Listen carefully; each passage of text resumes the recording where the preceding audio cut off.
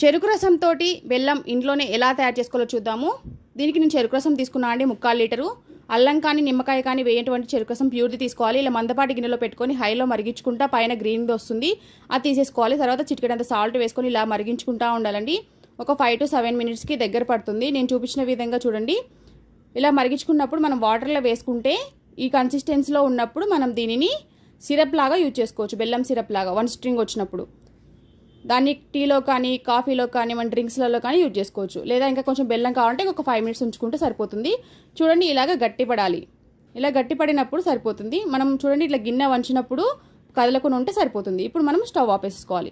Stove ఆపేసుకొని కప్పుకి అంటే paper కప్పులు ఉంటాయి కదండి, అలాంటి వాటికి కొంచెం నెయ్యి కానీ ఆయిల్ కానీ అప్లై చేసుకొని వేసుకొని 3 hours వదిలేస్తే గట్టిపడిపోతుంది. దీనిని మనం తీయడానికి ఒక గిన్నెలో హాట్ వాటర్ పెట్టేసుకొని ఇందులో పెట్టినామనుకోండి కొంచెం అంటే ఊడుతుంది కదా, అందుకని ఇలా పెడుతున్నా అండి. తర్వాత కట్ చేసేసుకొని కత్తెరతోటి తీసుకుంటే సరిపోతుంది. కానీ మనకు అచ్చుల్లాగా అయితే గట్టిగా రావండి. చూడండి నేను చూపించిన విధంగా వస్తాయి. కొంచెం సెమీగా వస్తుంది,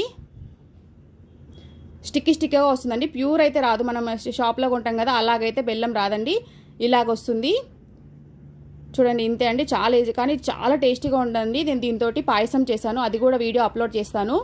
చాలా టేస్టీగా ఉందండి. అంటే బయట ఉన్న దానికంటే మనం సొంతంగా ఇలా చేసుకున్న దాంతో పాయసం చేస్తే గుమ్మ గుమ్మ వాసన వస్తుందండి. చాలా టేస్టీగా ఉంది, మీరు కూడా ట్రై చేయండి. చాలా చూడండి ఇలా వచ్చింది.